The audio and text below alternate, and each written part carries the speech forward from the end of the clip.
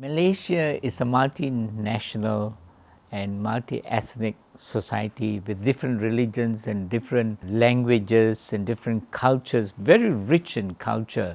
There is an acceptance amongst the people in this country that we must live together in love and unity. Basically the main ones are the Malays, the Chinese and the Indians, and then you have got people who are the natives. In the West Malaysia we have the natives, which are basically the Senois, the Jakuns and all that.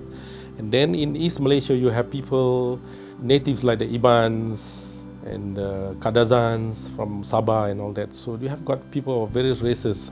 Because we come from a multi-racial, multicultural background, embracing the Baha'i faith in this country was not very difficult because we were already imbued with a sense of unity anyway.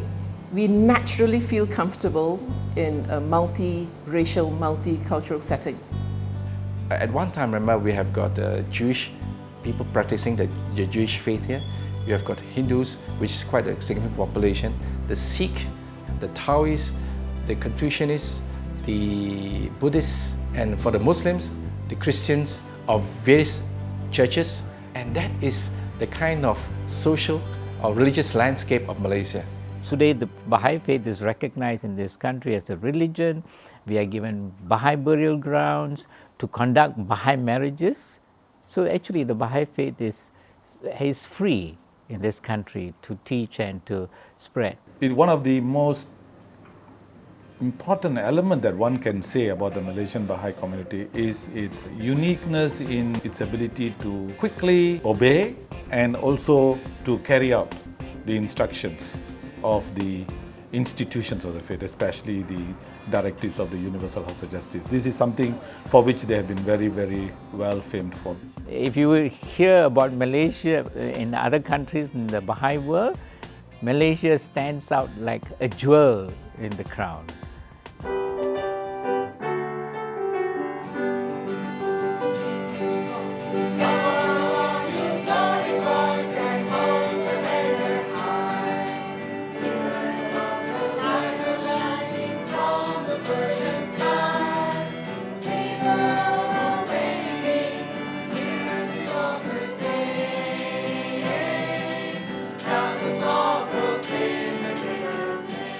Hi, I'm Punita Rajan, which is my wife. We live in Subang Jaya Baha'i Community, and yes, it's a very vibrant community over here. I was quite impressed with the Baha'i chants that I used to hear from the CD ladder. It was nice, and I used to pick up the tunes and sing to them. I find that the kids memorize prayers through chanting very easily. Both our wishes is that they will serve the humanity and the Baha'i faith through music. And I used to tell them, you can't carry the piano along with you, but certainly you can carry a keyboard and guitar, so please pick up and a violin too. Yes, something portable so that wherever you go and teach and serve, you can play the music. Abdul Baha, who is actually is the master or the son of Prophet, he actually has said that music is food for the soul. You feel so joyful when you're in music because the soul is really feeling that, and especially if it's mixed with the words of God. So currently, the system of education is something that the Baha'is are addressing all over the world. Fundamentally, we believe that material and social education alone is not enough, and that spiritual education is much needed to help people to become a better person. The activities that the Baha'i community is engaged in is currently, like anywhere else in the world, in taking the teachings of Baha'u'llah and applying it to the transformation and the building of a new civilization.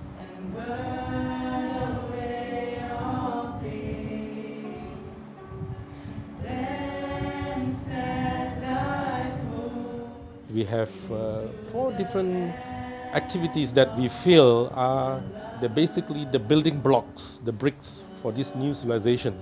things like devotional meetings, devotional gatherings where people gather together. Doesn't matter what religious denomination they are, praying together. And we also have education processes that we do, right up from children up to the adults. From ages 5 to about 10, we have the children's classes. Following that, we have these junior youth programs from the age of 11 to 14.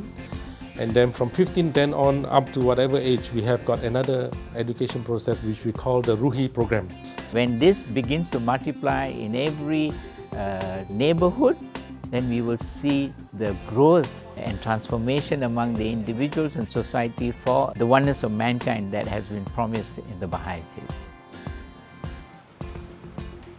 This is the syllabus that children class teachers here use to teach the children.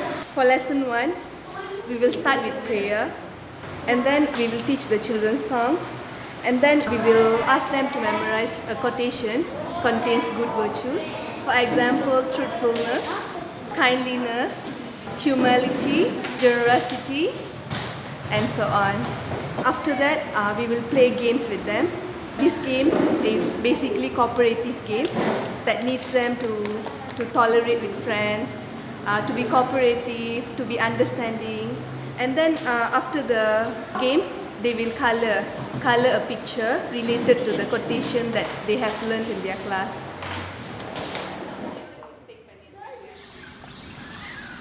When the Baha'i Faith came to Malaysia, it automatically became a religion that attracted people of diverse races.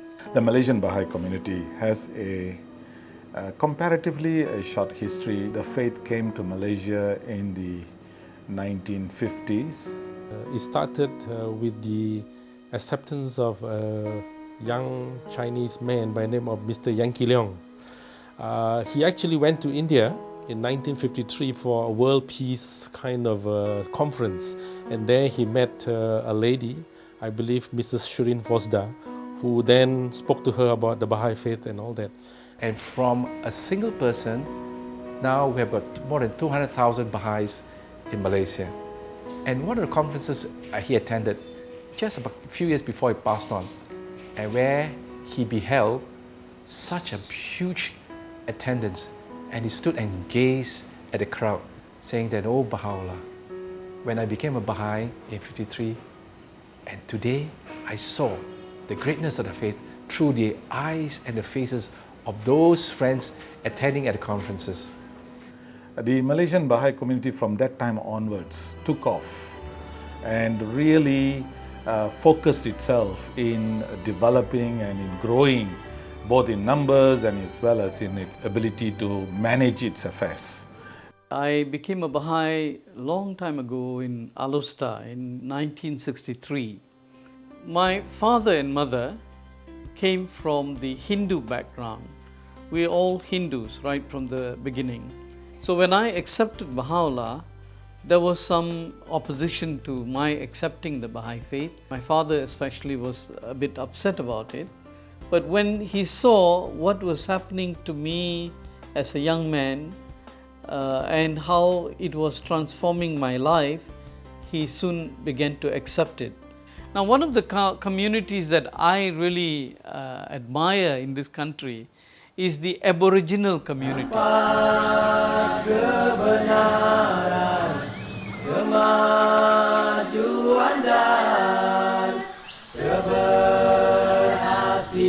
Dalam semua alam Tuhan.